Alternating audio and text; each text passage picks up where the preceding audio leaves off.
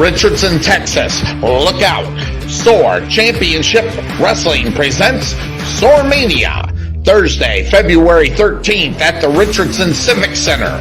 Bell time is at 7:30. This mania you don't want to miss.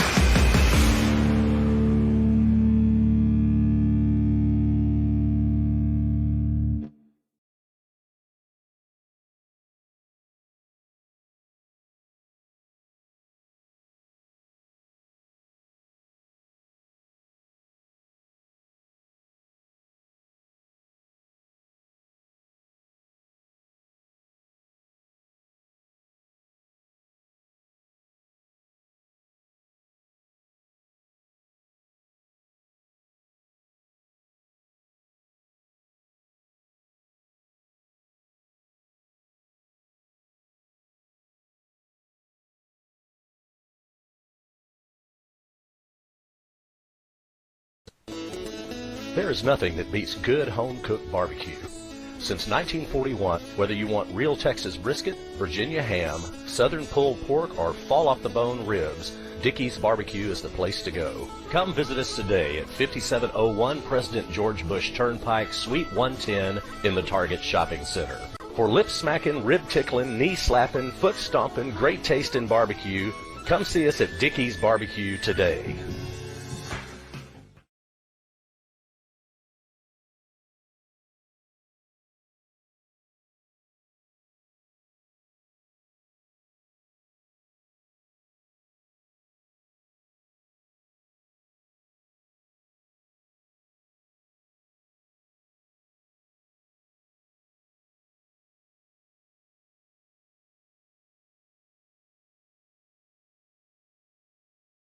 Landon Huey and 19 Ministries. One of the things we want to do is Rowlett Revival, and we know that there are a lot of hurting and broken people across the city. Bring in a guest speaker, and he's just going to share the love of Christ, and we want to connect people in the city up with churches. So make sure you contact Landon Huey at 19 Ministries at 972-835-8665, or check them out on the web at 19ministries.org or uniterowlett.org.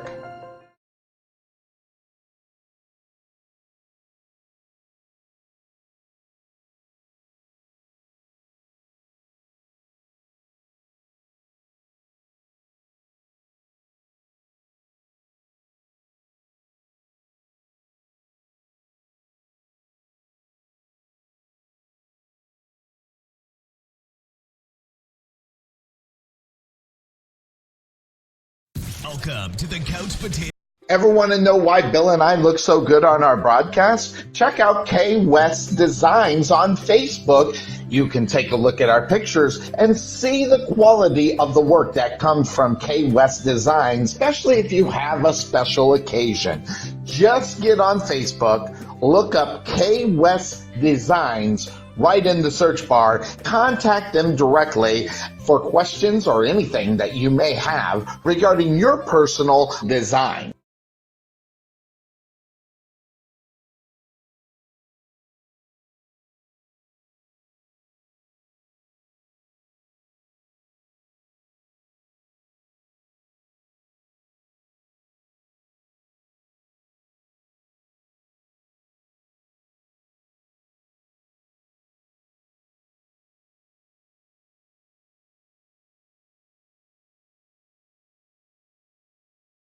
Ever want to know why Bill and I Liberty Air and Heat? Everybody knows what the Texas Heat can do to your air conditioning and heating systems. That's why you need the experts that deliver the best and most honest service in the Rowlett area. We provide the high-quality air conditioning and heating services that keep you more comfortable when you need it. So contact Liberty Air and Heat at 469-678-9444 or visit them on the web at libertyairandheat.com.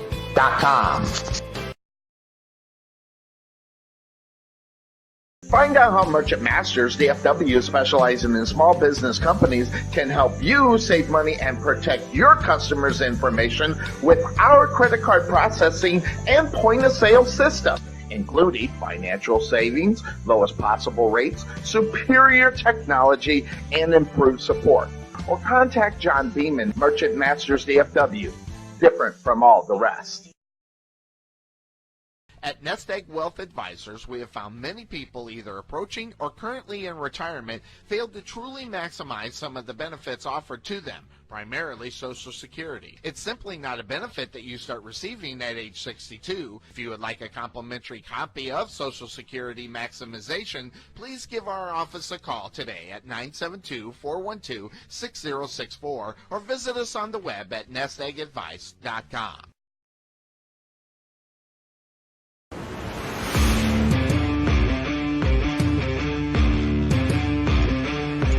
Richardson, Texas. Look out. SOAR Championship Wrestling presents SOARmania, Thursday, February 13th at the Richardson Civic Center. Bell time is at 7:30. This mania you don't want to miss.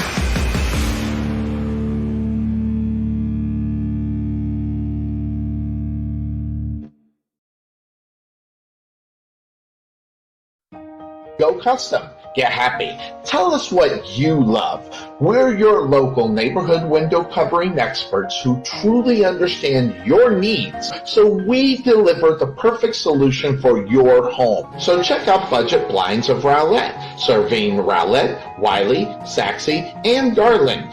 Give them a call at 972-722-9300. Budget Blinds of Rowlett, where we listen to our customers' needs. RowlettFood.com. Do you want to have dinner delivered but you don't want to use Uber Eats? Contact someone locally that can do the same thing at a better price and faster. All you have to do is pick a restaurant on the list at the website, tell us what you'd like to order, then check out. Check out RowlettFoods.com. Give us a call at 972-408-8002 or check us out on the web at RowlettFood.com.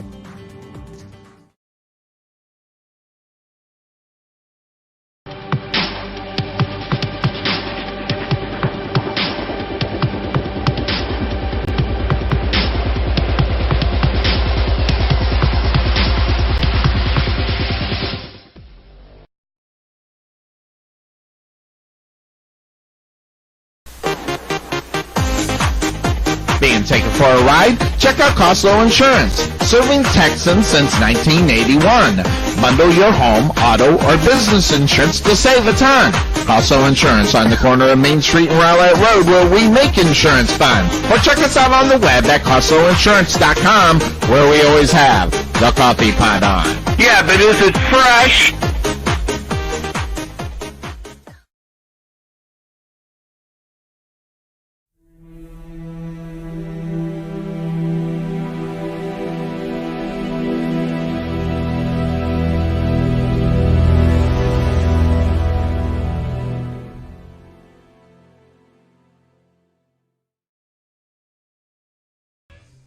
At the Jerry Bullitt Training Center, we truly believe experience is the best teacher.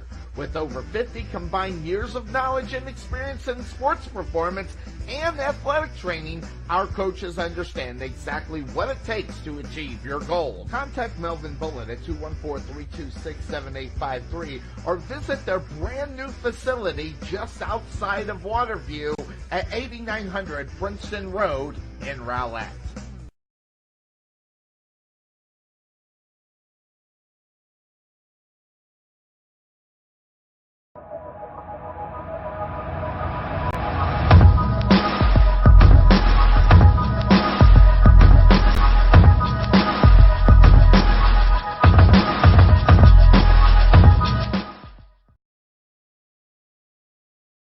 Are you looking for a new home? Want to know what your house could sell for in today's market? Then you need to contact Realtor Jeremy Morgan with Ray Hubbard Real Estate Group at Keller Williams Rockwall. Whether you're buying, selling, leasing, or investing, he can help you get where you need to be. That's 214-236-2914. Jeremy Morgan with Ray Hubbard Real Estate Group, Keller Williams Rockwall.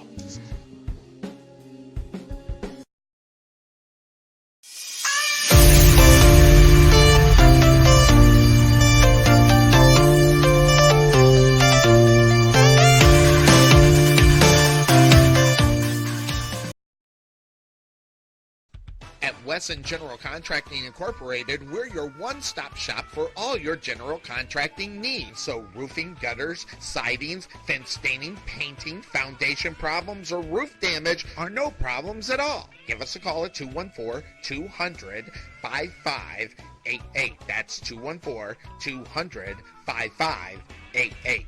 Wesson General Contractors, proud sponsor of the Rowlett Eagles radio broadcast.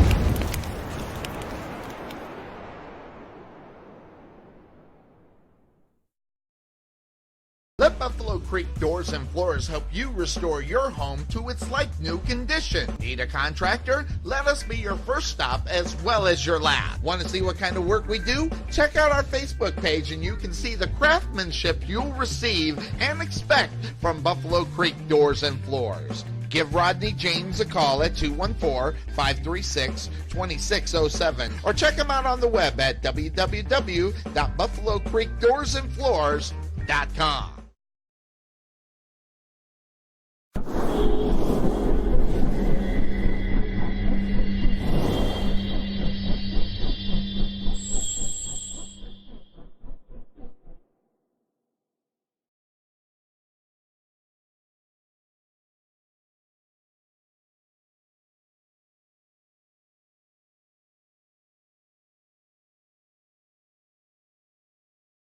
Welcome to the Couch Potato Sports Show, your internet radio home for all sports, news, and talk. Join Sonny Clark, the hardest working man in sports radio, and the Eagle Eye, Bill Cerna, and the best co-host anyone could ask for, Cuervo.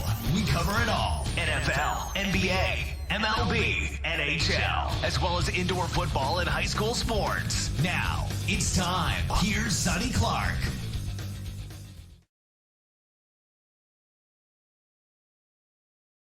Yo, everybody, welcome into the Couch Potato Sports Show. It is me, Sonny Clark, the hardest working man in sports radio. And yes, it is showtime as we're here on the Couch Potato Sports Show doing a special show because lots of games that are happening on Sunday. And folks, I'll tell you, that's something that we got to keep track of so we don't go over 16 total games that are happening. So look out for that one. Welcome into the show. Cuervo should be joining us here fairly quickly to get started here on the special programming here on a Friday evening here to get all set for Sunday. Again, we're going to talk about all the games, so we're going to split some of those games into tonight, but there's some big news in the NFL that's got to be talked about because if we don't, we are just not doing what we do best, which is cover football. Antonio Brown evidently has been invited and has been participating in practice there for the New Orleans Saints. Big situation there. Although an interview with the head coach of this football team after those things, it's not going to happen right away. So something to kind of keep track of. That would have been really interesting where you had the number one wide receiver in the NFL already. Then you add Antonio Brown. And again, guys, we can talk about what kind of punk this guy is. There's no question he's a punk. But you also, in reality, when you look at the talent, he has the talent. But at the same time, you do get a head case. And let's just be straightforward and honest. The New Orleans Saints, they don't have a problems with not having who they need out on the football field. They don't have a problem at a hole at the wide receiver position. They don't even have a crack, although if you want to call it a crack, Antonio Brown could fill that crack. But really, when you look at the Saints and you see what they've been doing all year long and why or how or whatever the situation was to make this happen, I will put out there and say that there's no need for it. But the simple fact of the matter is that they went ahead and they did work this guy out, just like a situation where they got Terrell Owens really actually still up underneath contract. As far mark that, who is it? Yeah, Des Bryant up under contract. In reality, it's the reason why I haven't seen Des Bryant anywhere. He still gets paid up on that contract. If Des Bryant was ready to come back or whatever the case may be, he could go right to the Saints and fill right in. So the idea of bringing back an Antonio Brown was very curious to me as they move forward. But again, this was a situation where they have changed their mind. They've already said that this was probably something that wasn't going to happen. So that's something that we're going to keep track of. I don't think we'll see it. If we do, I will be shocked. Basically, when you go into the playoffs, you got to ask yourself the question, what kind of chemistry do you have on your football team? And right now, New Orleans has that chemistry. They don't have any problems. They don't have a hole in reality, especially if that running game does get started. That just opens up the play action for, 2 or 3 wide receivers for the Saints. So that was the big news that was coming out of the National Football League. Everybody talking about it all day and everything else, but it was huge. Also, Jason Witten comes in and says he has no regrets coming out of retirement to come back and play for the Dallas Cowboys. I don't know if you want to call it regrets. I think he saw what the potential was for this football team and just what anybody else saw based upon what happened last year to this year. And what happened is that he saw an opportunity to maybe get a Super Bowl ring. He thought it was going to be there. But that whole football team, this is a football team that has quit on their head coach because of their situation. You can state it any way you want, but even just you can go back to the last game against Philadelphia. So a football team that doesn't want to play for its coach. Now, you would think, and maybe it's me, and I could be wrong, but maybe you would think that where they saw they were in a situation, if they won that game, they were going to be in the playoffs and they can make the run, do the a la New York Giants sitting in the 5th or 6th position and go in and win the Super Bowl. But that didn't happen. We didn't see a Dallas Cowboys football team that was interested in going out and winning that game against Philadelphia. It's the reason why I didn't pick them to win that game. And when you see that whole situation, as far as that is concerned, as far as the football team is concerned itself, they are lost. The Dallas Cowboys are a complete lost football team. Now, they finish up the season with the Washington Redskins. If for some reason they do get the victory and the Philadelphia Eagles lose that game, the Dallas Cowboys will get in. But the Philadelphia Eagles do have the Giants. Now, you can say whatever you want about the Giants. You can say that, they're putting it together or whatever the case may be. They had a good game last week, and the Philadelphia Eagles do not have a gimme against the New York Giants on Sunday. So let's take a look at that as I look at those games and the games where they're at. The game that is for the New York Giants, they are going to have to go in. Let's see here. New York Giants are at home taking on the Philadelphia Eagles. So the Eagles are on the road week 17 in MetLife Stadium. So that should be a very interesting game. It's one that people will be watching. You can say whatever you want, but they will be watching for that one. Also, the Dallas Cowboys will be at home against the Washington Redskins. So there's that advantage. Now, the Redskins, not necessarily a football team that has been burning down the bridges and everything else, but they're a football team that has been playing a little bit better over the time. And taking a look at the game, I picked Washington. They didn't win. The Giants beat them. So interesting situation. The Giants actually buried out the Washington Redskins last week. So those are some of the things as far as that is concerned. And for my locals right here in the Dallas area, looking at the Dallas Cowboys and seeing what's going to end up happening. Well, that's what has to happen. First of all, they got to win. Second of all, the Giants have got to beat the Philadelphia Eagles. So if they do get into the playoffs, and Jason Witten not feeling necessarily really bad about that whole situation, getting in and going in and playing. Will we see Jason Witten one more time next year? What's the coaching situation in Dallas going to be? That's going to be biggest question out there. Now, some news that makes absolutely no sense to me.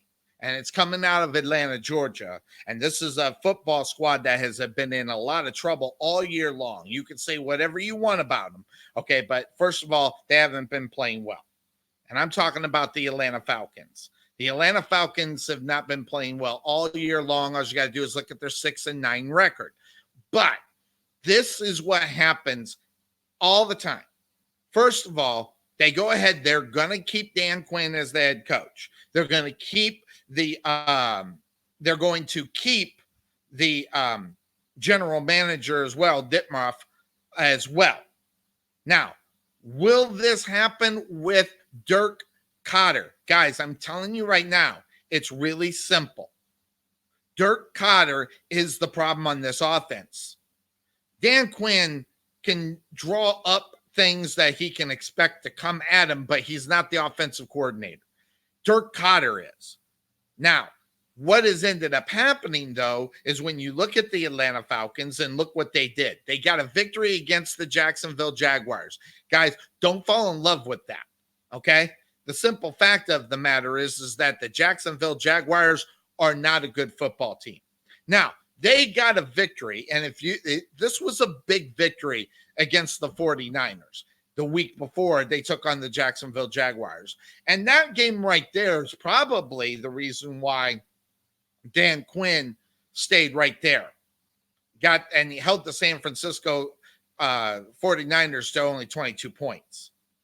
Then they got a victory the week before that against Carolina. Stayed in handy against the New Orleans Saints, but a bad loss to Tampa Bay. In fact, Tampa Bay wiped out the Atlanta Falcons. And not only that, that game was at home. They did beat Carolina again, and they beat New Orleans in week number 10. So when you look at these games where they were before that, though, it was in a drought that you wouldn't believe. They had one win before the bye week. They were 1-7 before the bye week. So when you see what's happening, they're 5-2 since the bye week. 2 games, one you should have expected, at least as far as the New Orleans Saints. They should have beat Tampa Bay, but since they got the victory against New Orleans 26-9, and not only that, that game was at New Orleans, it set up for a very interesting situation there. So, but this is what happens when they have a good rest of the season. They get Tampa Bay again at Tampa Bay. Quite possibly will go in there and win that game. I don't know. We'll cover that game. But if they get that win, they are going into the offseason after, again, they were 1-7 after week 8 of the NFL. Say whatever you want. You can lose the season within the first 8 weeks of this football season by losing a lot of games. And that's exactly what happened. Whose fault was it? Guys, I'm telling you right now, I'm going to put a lot on it for Dirk Koetter because I got some bad blood for Dirk Koetter. But guess what? It's justified bad blood because this is what this guy has done. And all of a sudden, he can throw well in the second half after the bye, and Dirk Koetter, all of a sudden, guys, no one's taking the Falcons seriously. And all you got to do, go back to the last 5 games when they had Brian Hoyer at the Browns just about 3 or 4 years ago. And Brian Hoyer ends up the season, useless games that did absolutely nothing, threw out of his mind, got a huge contract, then they were stuck with him. Guys, this is the same thing right here. And if you don't believe me, just go back and look at Brian Hoyer, okay? But a 1-7 will lose your season.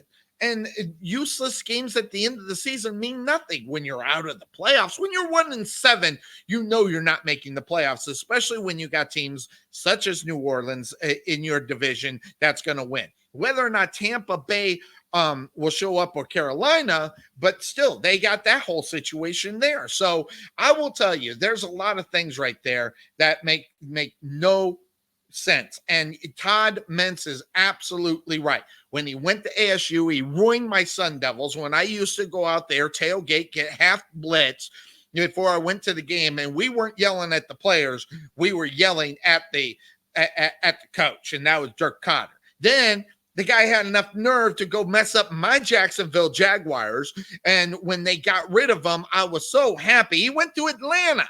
Atlanta lets him go. Then he goes to Tampa, and then they bring him back. Same results before they got rid of him before. I mean, geez, I'll do the Joan Rivers. Can we talk? Makes no sense whatsoever. Now they are going to keep Dan Quinn. They're going to keep the general manager. The question is Dirk Cotter's job safe? And if it is, that is not good news for Atlanta Falcons fans. Now, guys, yes, I hold a grudge, but at the same time, I see what's ended up happening. All you got to do is go look at this guy. Okay, he might have a good game here. He might have a good game there. He might be all right every once in a while and then the other spots. But I'm going to tell you right now, heading into this next season, let's say they end up winning this game and they go 6-2 the last 8 weeks of the season, which were really irrelevant. And when they start losing games at the beginning of the season, how long will it be before they get rid of Dan Quinn? How long will it be if they do have Dirk Cotter? Do they get rid of Dirk Cotter? How long, or what's it going to take? It's going to be the big question. And I'm telling you right now, guys, that is not a good thing for that football team whatsoever. Atlanta has got a tough enough job to try to make the playoffs by going through New Orleans and trying to make a wild card with only two spots open in the wild card when you got good football teams, especially over in the NFC West, where two are going to come out of that one, and the NFC North, where two are coming out of that with Minnesota and Green Bay. But your NFC East, we don't have to worry about it. You're only going to get one team. And hell, we don't even know who that's going to be. But the NFC South has the capabilities of having two teams coming out of them as well. So that whole situation is really kind of up in the air. The Atlanta Falcons making a huge mistake in reality. I think they need to make the move on from Quinn. Or if it's Quinn, fine. But we got to figure out a way to get rid of Dirk Cotter. Dirk Cotter is one of the reasons why that is going to be huge. Now, some big games that are happening this week, 49ers and Seahawks. That happens on Sunday night. So Sunday Night Football is going to be a very interesting game as well. So look out for that one. Let me turn my page here. Because I write a lot of the stuff down more so than just type it, because I like to see it in my own handwriting. Half the time I can't read it. Some other news as far as NFL news that are out there. Pro Bowl running back Derrick Henry made it very clear that he's going to play on Sunday against the Houston Texans. Now, what is that all about? Well, let's go and take a look at the standings that are happening as far as the NFL. Okay, and what's happening in that South Division. Okay, Houston has already grabbed up that playoff spot. Houston has already came out and said that they're going to go ahead and play Watson. And I'm going to tell you right now, that could be a big, huge mistake coming into that. You need to make sure you have a healthy Watson. And let me tell you something. If they start getting the rush and start things heading that way, that's going to be a tough problem for them. So now Tennessee at 8-7, Pittsburgh is at 8-7 as well. So when you look at the schedule, Pittsburgh's on the road to take on Baltimore, who said that they've already going to set all their starters. So Pittsburgh, if they get the win, is in. Tennessee, on the other hand, they got a game. Let's see here. Tennessee is, who are they playing? The Tennessee Titans are playing the Houston Texans. So, but they're on the road, but Houston dropped a big game to the Denver Broncos not more than a few weeks ago on their own home field. Not only that, they got skull drug all over the football field. Will that happen again? Well, right now I'm going to tell everybody that the Houston Texans are pretenders. They are not contenders. And if they get out of the first round, I'd be shocked. And if they get out of the third, I'll be completely amazed. This is not a good football team, and there's a problem. Now, when they take a pick, and when I go and talk about my team, a couple weeks ago, I talked about who I thought was going to represent the NFC, and I thought it was going to be the Seahawks. But the Seahawks, they go completely completely off the I am sorry. I get it. I understand. But this is a football team lost their running backs and a wide receiver. So what do they do? They go out and they get 2 running backs. One of Marshawn Lynch and the other one Turbin. And I'm going to tell you, I like Turbin. I don't like Lynch. But the reason why that whole situation is there, guys, is because of a quote-unquote trust factor that will be headed their way.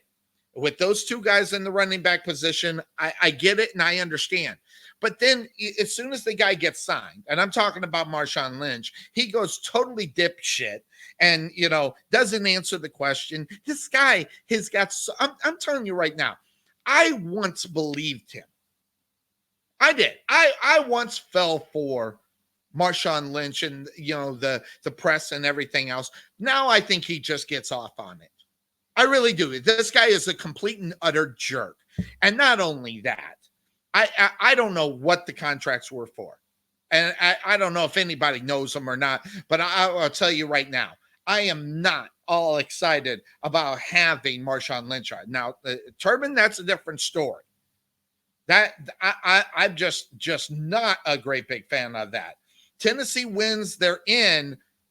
So this is coming from Steel City Storm. If Tennessee wins, they're in. If Tennessee loses, then the Steelers win.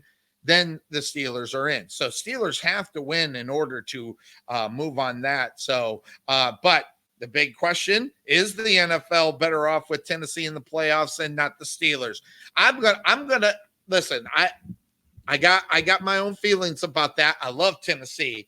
I love the fact on who they are there. But I'm going to tell you right now, I still want to see the Steelers. But the simple fact of the matter is they don't have anybody at the quarterback position. So I get exactly what Steel City Storm is saying, and it makes sense to me. So when you look at that whole situation, that is huge. So, but yeah, notice how Sonny found a new toy up on the broadcast, so I can bring in some stuff there. And just to let everybody know, yes, we are going to be bringing in some on Blog Talk Radio, guys. There are some great hosts. Okay. But one of the things that does get in the way sometimes of these great hosts getting on is time.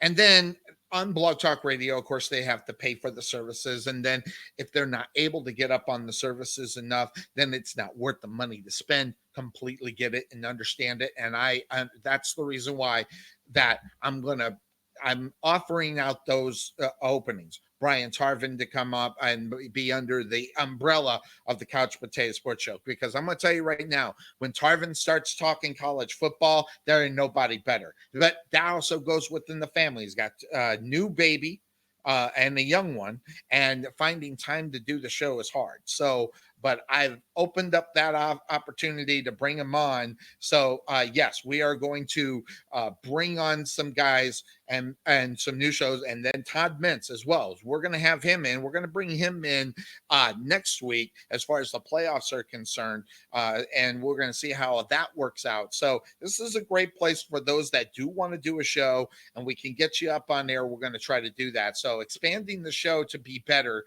and I may or may not be a part of it or whatever the case may be, but it is. But since I did switch the show to 5:30 and it's now 5:52, I see Dennis is in the thing, but he does not have his camera on. But I have not seen Cuervo. Cuervo must have hit some of that atypical traffic that happens in LA.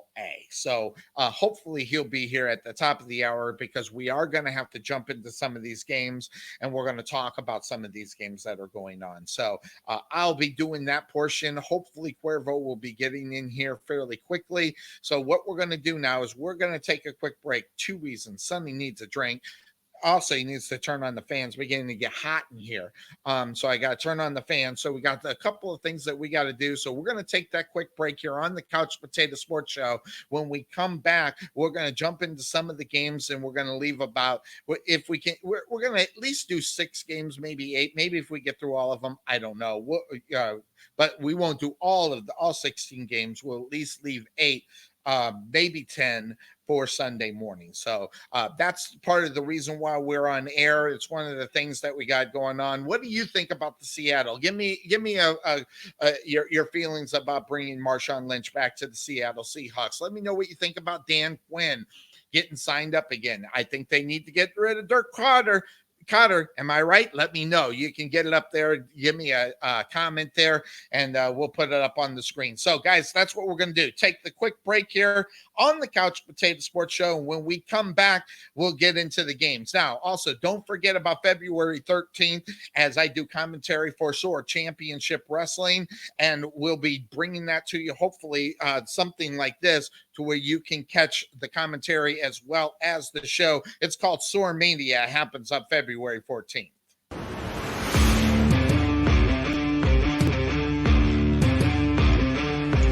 Richardson, Texas. Look out. SOAR Championship Wrestling presents SOAR Mania, Thursday, February 13th at the Richardson Civic Center. Bell time is at 7:30. This Mania you don't want to miss.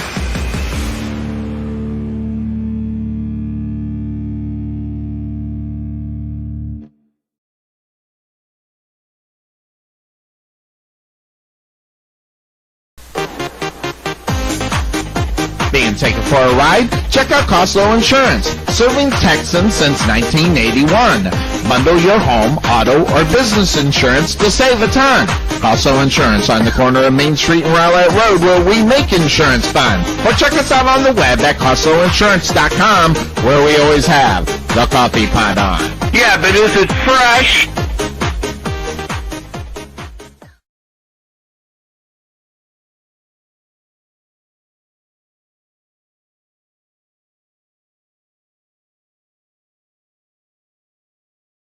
Are you looking for a new home? Want to know what your house could sell for in today's market? Then you need to contact Realtor Jeremy Morgan with Ray Hubbard Real Estate Group at Keller Williams Rockwall. Whether you're buying, selling, leasing, or investing, he can help you get where you need to be. That's 214-236-2914. Jeremy Morgan with Ray Hubbard Real Estate Group, Keller Williams Rockwall.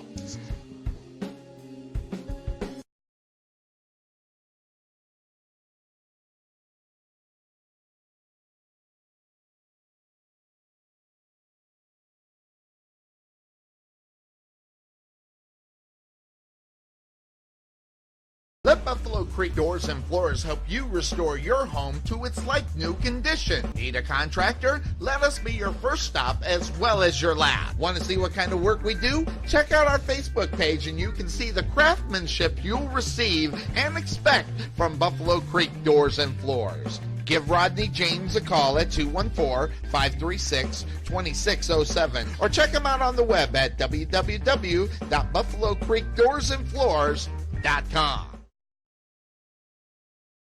RowlettFood.com. Do you want to have dinner delivered but you don't want to use Uber Eats? Contact someone locally that can do the same thing at a better price and faster. All you have to do is pick a restaurant on the list at the website, tell us what you'd like to order, then check out. Check out RowlettFoods.com. Give us a call at 972-408-8002 or check us out on the web at RowlettFood.com.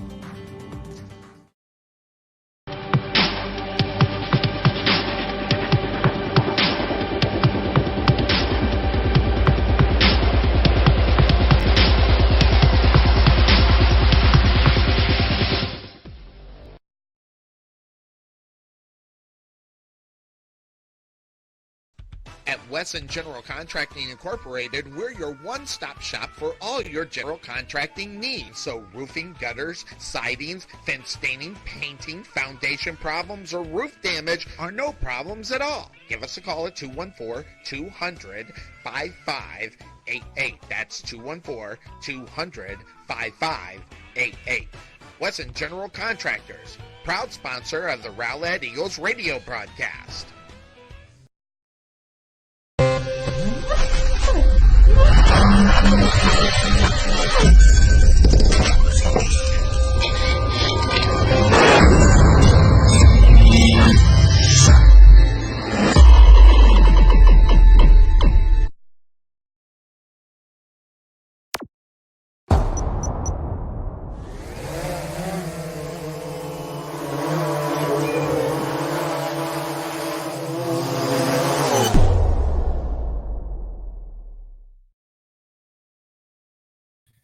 And welcome back into the Couch Potato Sports Show. It is me, Sonny Clark, the hardest working man in sports radio, as we're coming to you here on a Friday night.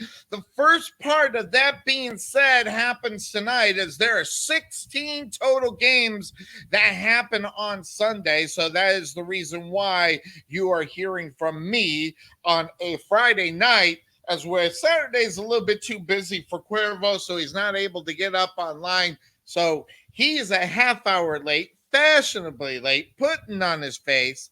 That part I don't know. Dennis was going to stick in here, but I lost him on the switchboard as well. So I'm not sure if he's going to hang around or what he's going to do, if he's going to jump in. But first thing we need to do is we're going to have to get into the games, because we're going to have to cover them. Then I'll get Cuervo's input on them when he gets back with us here a little bit later on. So watch out for that. So excuse me, as I'm going to die here.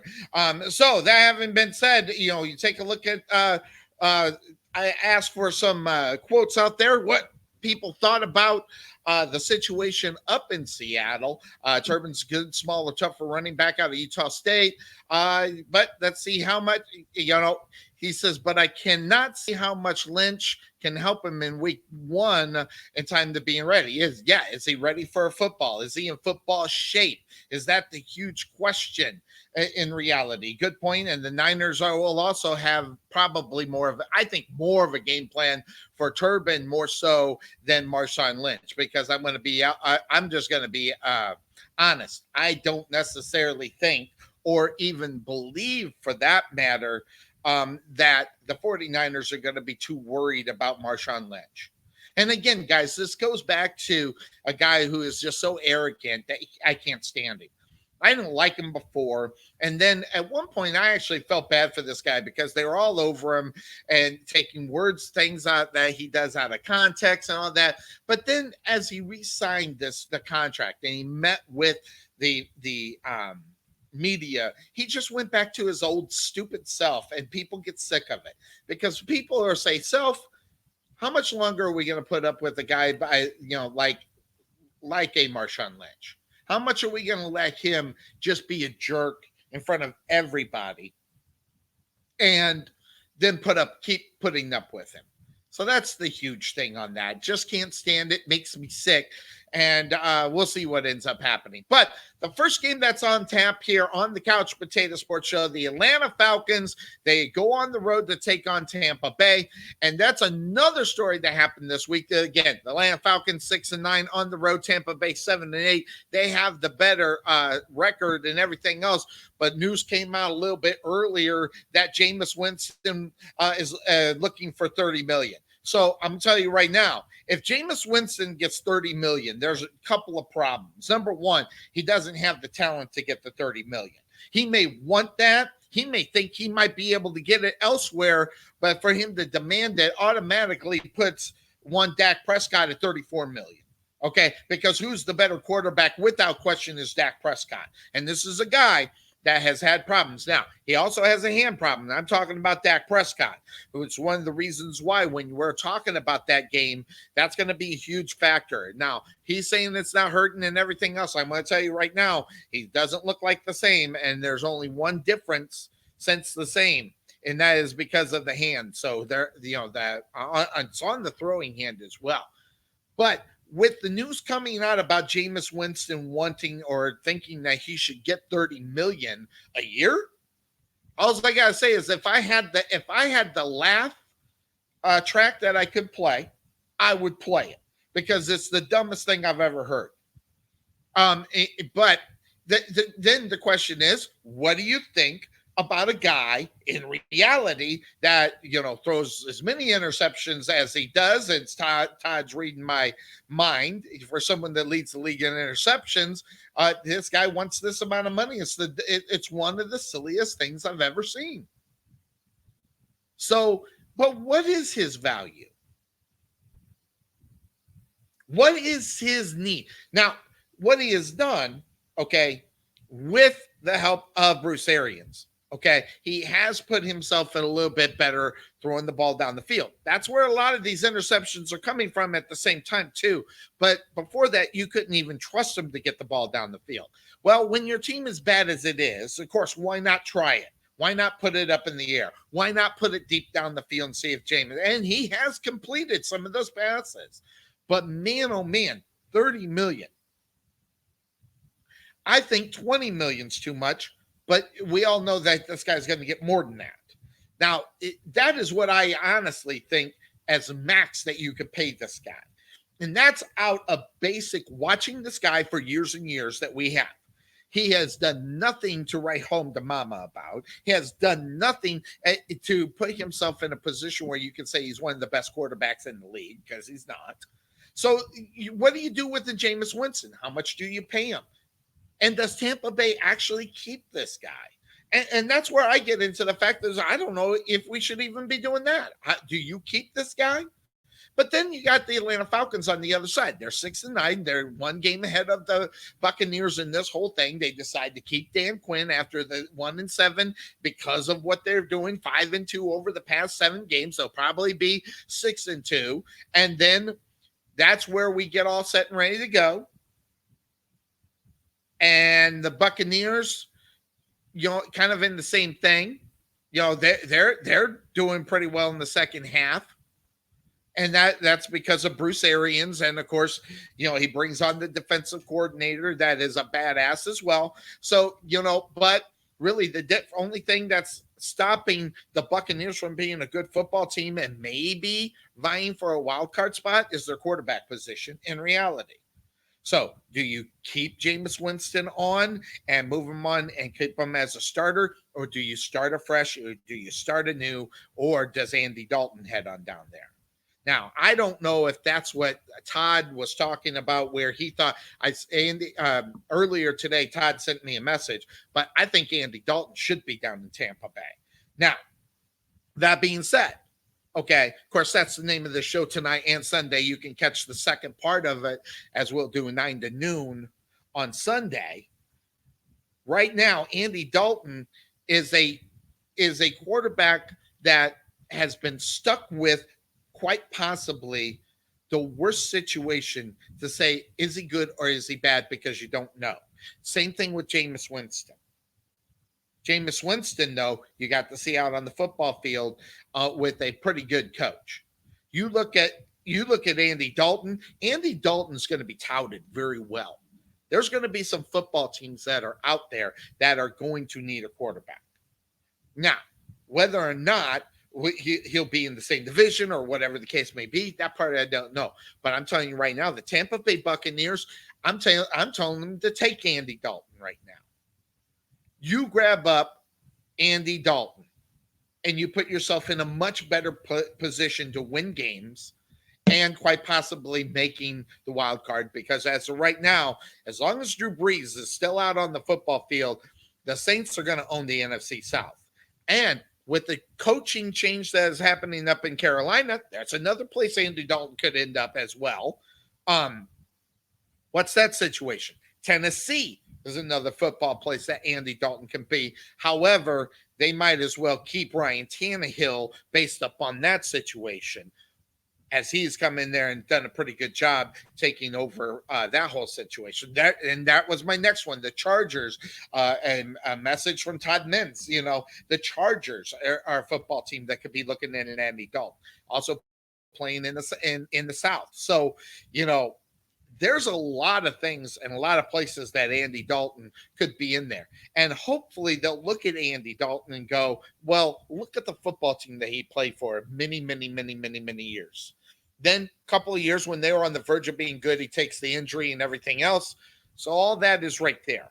I'm going to tell you right now, Andy Dalton will be touted. He will be in demand. Somebody's going to pick him up, and he's going to be a starter next year. And it don't even matter.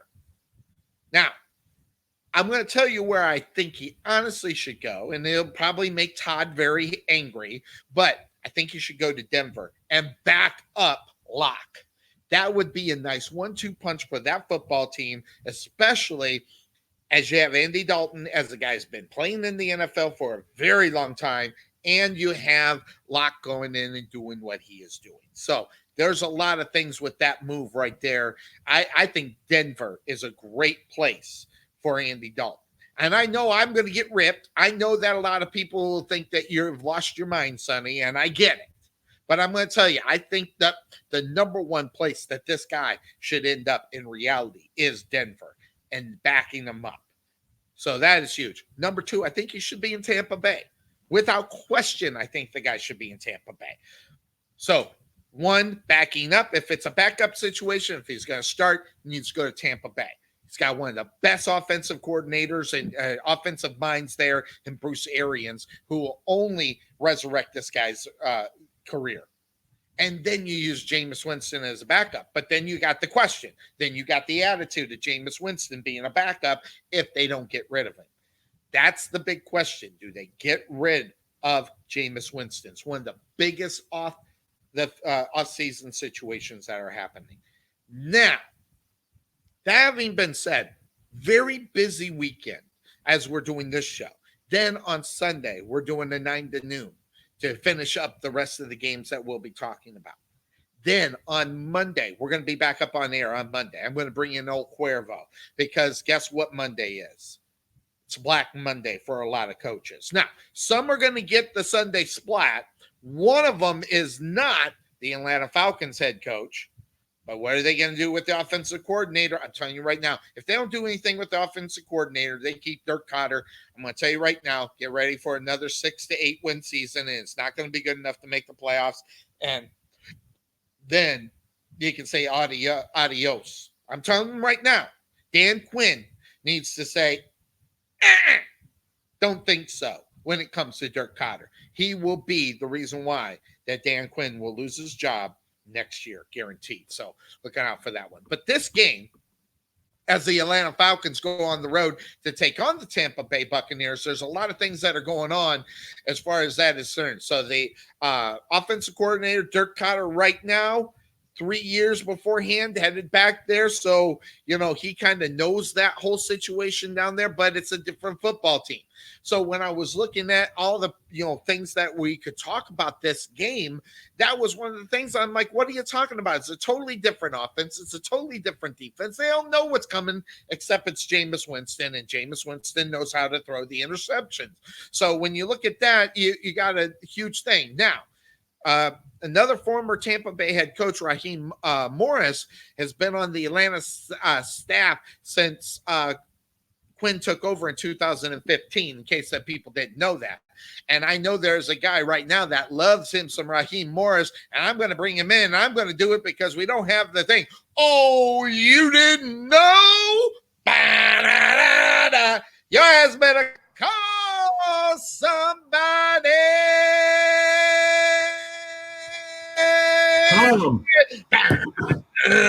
There he is. How's it going, Cuervo? What's up, Sonny? How are you, my friend? Can you hear me okay? You can see if I can hear him. How you doing, man? I'm good. How do you hear me? I got you, and you're much better. So that is good. So that's a huge thing.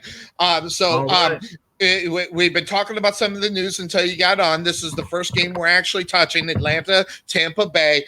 And you got a lot of guys that used to be with that Tampa Bay organization before they brought in the new regime over there in Atlanta. But with the news coming out, Dan Quinn's going to be on next year. I'm telling you right now, the things that are going to hurt this football team is they keep. I'm not even joking. I have a good reputation of ripping old Dirk Koetter. Okay, I do it a lot. I'm pretty good at it too, by the way. But rightfully so. But I'm going to tell you right now, this is going to be a guy that is going to get this Dan Quinn fired if they keep him as the offensive coordinator there. I'm telling you, that's what's going to happen.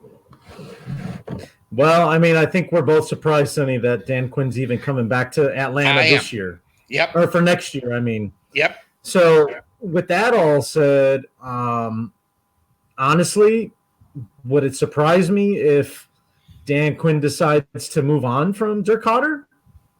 Possibly, oh my God, he's got to. He's got to. Cuervo, I mean, geez, you have the most explosive offense out there. You got a great 1-2 and quite possibly 3-punch. When they let their other guy go up to New England, get name slipping in my mind, but they let their number 3 definitely go. Sanu. Yeah, Sanu. And now that hasn't worked for Sanu per se, but at the same time, they let that guy go. That is a huge thing. There's been a lot of things that have happened, but when you are not going to have a guy, all right, you got, basically a guy that people understand, know what kind of guy calls these plays, sort of like what's happening over in Dallas. Everybody knows what's coming their way. All right, so you get that with Dirk Cotter. I'm telling you right now, if they don't do it, you're going to see a 6-8. You're going to see another 6-8. 6-10 football team, or a 7-9 football team, and not making the playoffs. And again, depending on what Drew Brees does, if he's back for another year, just pencil them win in the South. But then you got to deal with 3 other football teams, whether that's Tampa Bay or the Carolina Panthers.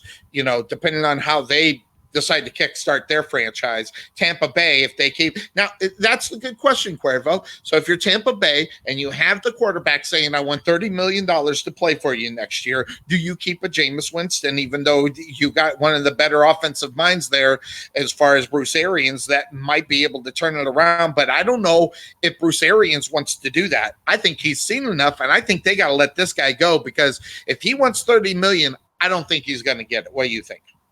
Not in Tampa. He shouldn't get it anywhere, but I don't think I see it happening in Tampa Bay. And you're right. I think Bruce Arians has seen enough of what he needs to from Jameis Winston, and quite honestly, he probably doesn't like what he sees. I mean, the guy just turns the ball over way too much. Way too much. Yes.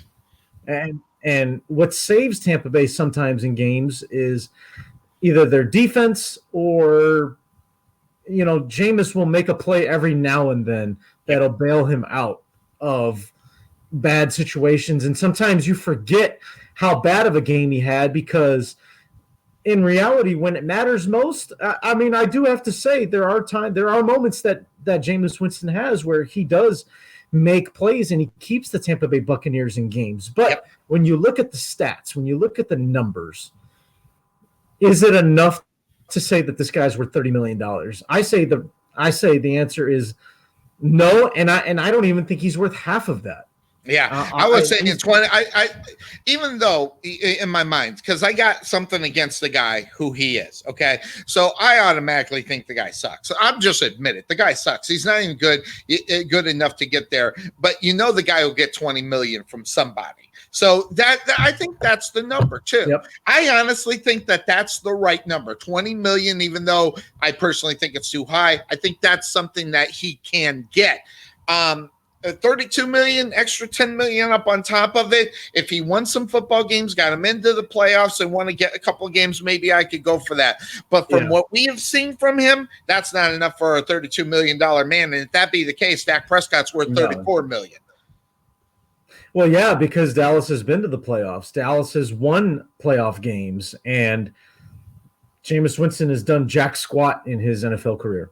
Yep. So it's a huge difference. Huge difference. And now when you're taking a look at this one, in a game that don't matter, and I hate these games because it messes up our picks ratios, because teams that should win a football game had no business winning, they do. Or they go on 4th down, which they wouldn't do in week number 4 or 5. They go on 4th down, and they get all these things that you got to look at as far as will a team and what will they do is going to be the big question when you're looking at these games. So Atlanta, Tampa Bay, no one gives a rip. This is an I don't give a flip bowl. But at the same time, when you're looking at the talent, Atlanta, in my eyes, Atlanta has the better football team. But I hate picking Atlanta because every time I do it, they come back and I got to, excuse me while I get this knife out of my back. Every time I pick them, they lose. So, but I'm going to go ahead and I'm going to go with it. I'm going to pick the Atlanta Falcons to take care of business in Tampa Bay. But it wouldn't shock me if Tampa Bay won this football game at all. It wouldn't shock me either. I mean, I think that Atlanta's playing a little bit better. I mean, both of these teams are playing bad, but Yeah. I kind of think that talent-wise, I mean, Atlanta's definitely the better team, so it's not a very good reason to pick the Falcons, but I'm going to roll with you on that one. Yeah, and you look at what's ended up happening as far as Julio Jones. I mean, the quickest NFL receiver to make it to 12,000 yards, reaching the mark in 125 games. And then he is the first receiver to have 5 straight seasons with at least 1,400 yards and 80 catches. The guy is not bad. He's super bad, and he deserves to be on a better football team. And they got to do something about that. And that's another football team that's got a lot of work to do come next year, Cuervo, is the Atlanta Falcons. What are they going to do with Matty Ice, if that's what you want to call him? And that whole situation, Atlanta, again, back to Dirk Koetter. But at the same time, if they do keep Dirk Koetter, they better come up with a playbook that gets those guys more involved. And Julio Jones is one. I mean, he gets 1,400 yards, but how many touchdown catches did he get this year? Not enough. So they have to definitely pinpoint him more towards the red zone in reality as well, because he's not getting the ball where a guy who plays as well as he does should get the ball, Cuervo. When you're Julio Jones, you get that ball in the end zone. You get that ball in the red zone so where you can get it into the end zone. And that's one thing the Atlanta Falcons have not been able to, work on in order for that to happen. Yeah, exactly. And it's very tricky that, when it comes to looking at Julio Jones and his numbers, it's very, how do I say it? It's a little deceiving. Yeah, it's deceiving because you see all the yardage that he gets, and then you notice that he's not scoring any touchdowns. Well, a lot of that is probably because everything that he's doing is outside of the red zone or, in between the 20s. Or they're junk yards. Cuervo, let's be honest, okay? If this guy was an impact player this year, we'd only talk about Julio Jones. Okay, he's getting a lot of trash yards. Let's just be honest. Now, granted, he got the yards and everything. Can't take it away from him, everything else. But when you're getting blown out, I mean, and they go deep down the field for a 40-yard reception, that's obviously going to look good for stats. But what it is, as far as a guy like that, he's got to be involved with getting you the victory, and that just didn't happen this year. Regardless of when you look at the record, I mean, they started off real bad as 1-7 up on the season. They're 6-9 now. So I'm not impressed with their final season. And I made this point a little bit earlier. This is a football team that's going to look at the final part of this season. All right. After they go 1-7 in the first 8 weeks of the season, they're going to go, wow, they kind of turned it around. And when you're 1-7, you're not making the playoffs. And if you're making the wild card, it's by the hair of your chinny chin, and you shouldn't be there in the first place. I think they're going to fall in love with the second half football team, such as all you got to do is go back, and I'll just repeat myself because you weren't on air, Brian Hoyer days when he goes and has 5 great games against teams that didn't matter or whatever. He gets the big contract, but he definitely didn't turn around the Cleveland Browns. Every opportunity you get, Sonny, you always got to yes a little poke on Brian Hoyer in this time. Yes. So, yes, we got to do it. So, we're on Atlanta, and we'll get Tarvin's picks before Sunday. Again, folks, we're doing this early because there's 16 total games that we're going to be talking about here on the Couch Potato Sports Show on Sunday. So, we obviously cannot get through to all of those games. So, that leads us into your game of the week, Cuervo. Your Chicago Bears, they go on the road to take on the Minnesota Vikings. Minnesota Vikings had a grand opportunity, and I didn't pick them to do it last week, to beat the Green Bay Packers last week, and that didn't happen. Everybody else took Minnesota, but I wasn't one falling for a Minnesota Viking victory last week. Green Bay gets that victory. I will tell you, if Minnesota would have got that victory, Cuervo, I would say, guys, you better look out for the Vikings. But what is it about this football team, Cuervo? It's one position, and yes, we talk about it too much sometimes, okay, the quarterback position, but when you're the Minnesota Vikings and you have a Kirk Cousins, you can't put him in a position where he has to win a football game. He has to be able to just manage that football team, let the defense do the work. And unfortunately, that didn't happen. And I think that game also opened up a lot of eyes on how you beat the Minnesota Vikings when it comes to the playoffs. If they make the playoffs, because of that whole situation on the other side, they should have that last spot for the playoffs. But I think they're still going. Mark that. They marked up that last spot. So, this week will be very interesting. What will the Minnesota Vikings show going into the playoffs? Or will they go back to this last week against Green Bay and the couple weeks before that, before they roll into the playoffs? And I'm talking about whoever's got to play them, and I don't know who that is right now. So that being said, I think Minnesota's got a lot of work to do in the playoffs. At one point, I would thought, man, look out for the Minnesota Vikings, but they're still got a lackluster at the quarterback position. And I just lost Cuervo here. He went in there. Maybe he'll get right back. I'm hoping he'll get right back. I thought I heard him. Was that you, Cuervo? So there he is. I got him back. There he is. He's much better looking than me too. So, well, it's kind of frozen there. So, but that's the game. It's the Chicago Bears. And maybe you want to come back out and come back in, Cuervo. Maybe if you can hear me. I don't know if you can hear me. But that's exactly what he's going to do. But the Chicago Bears, this one it's not a big game per se. It's a big game because you don't know what the situation is at the quarterback position for the Chicago Bears.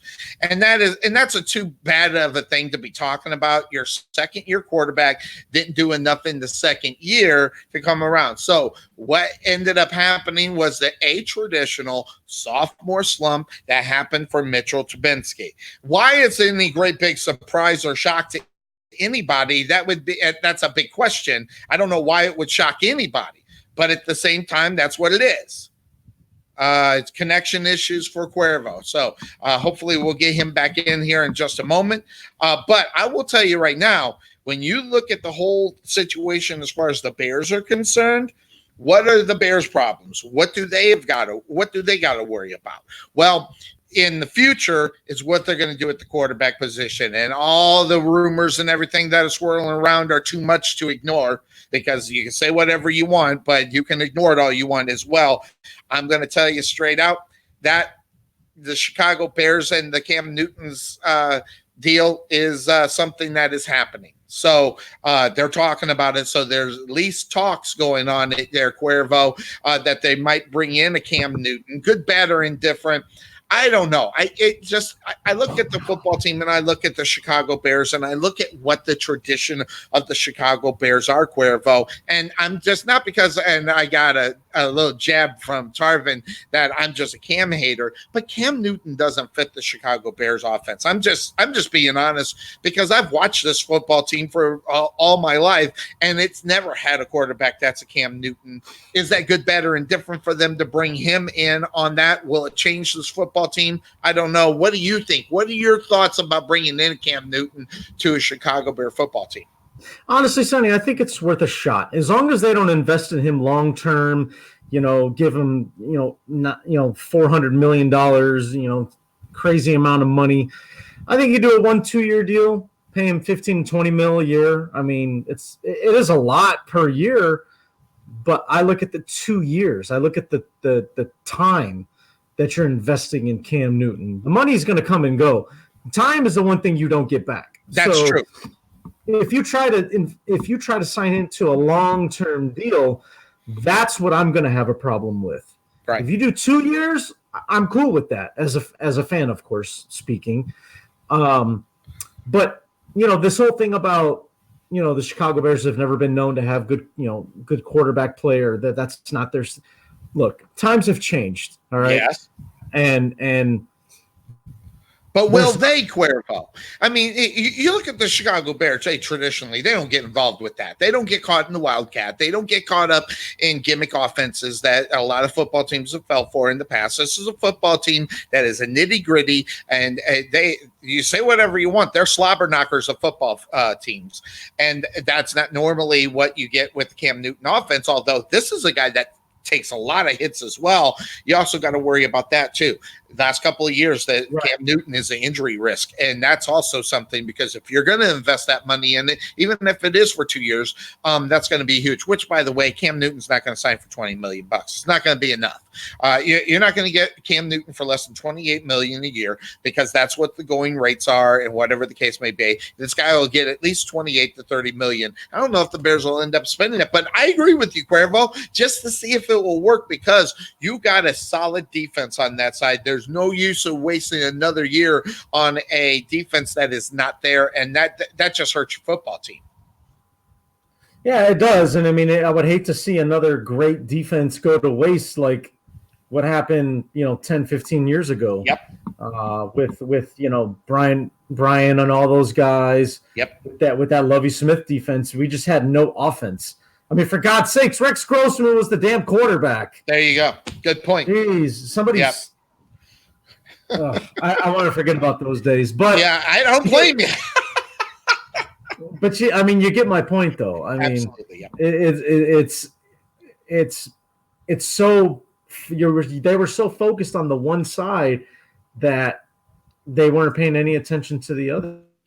And why? Because that wasn't the Chicago Bear way. Well, guess what? The Chicago Bear way doesn't work. Yeah, it worked in 1985 because they were dominant. They were historic. Yeah, that's why it worked. And you had the greatest running back of all time on that team. Yes. I said it. Greatest, the GOAT. Thank you. Payton. Thank you very much. You're right, by the way. Yeah, he is. But that's why it worked. There are exceptions to the way football teams are built.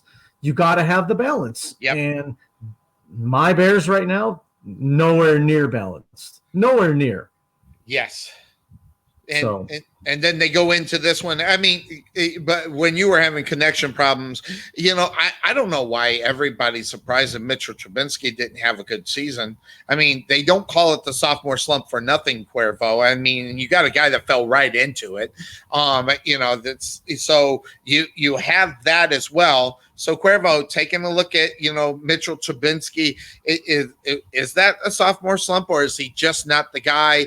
And what would you like to see? Again, I know your answer because we talked about it. But for this show, as we go into Week 17, is Mitchell Trubisky the guy that you want at quarterback next year, or do you want to see a different person lead your football team in 2020? Well, I mean, I think it all depends on what the plan would be. And you've heard me quote it many times. If you're going to get rid of somebody, then you better get someone just as good, if not better. You have to upgrade. You don't downgrade. I mean, my God. So that's what I want to see. If they're gonna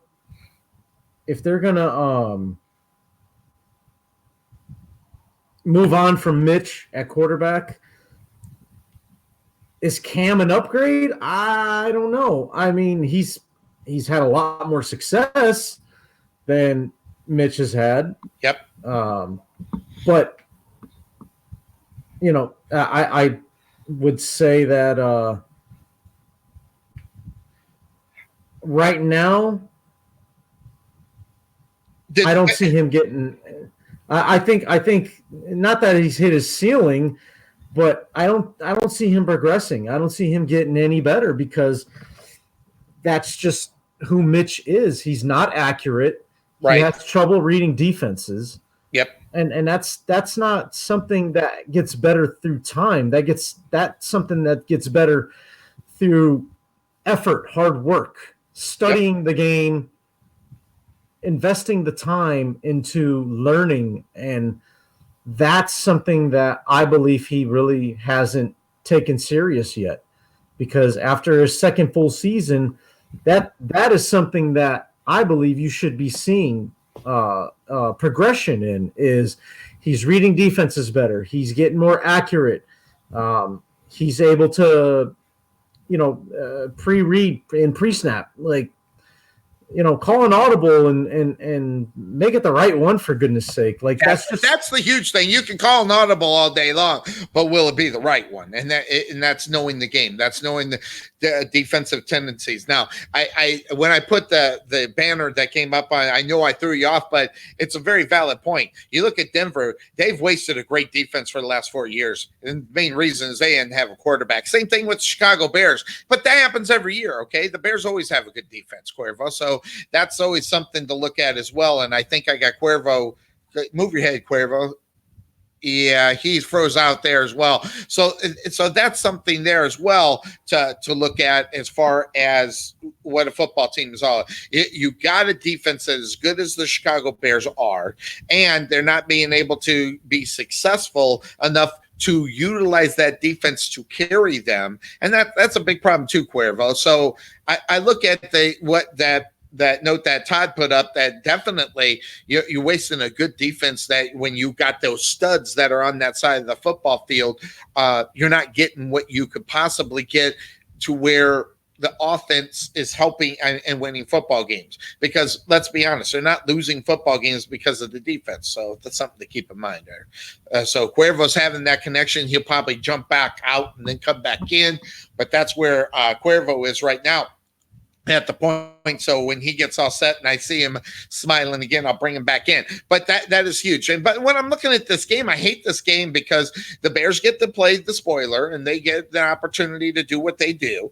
And whether or not that's going to happen is going to be the big question. What Bears team is going to show up? What one isn't? And that's something to keep in mind in this one.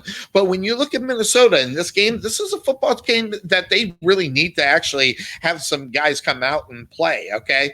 You look at Mike Zimmer and his staff right now. Okay. They have to have balance. Okay. And then they have to have health.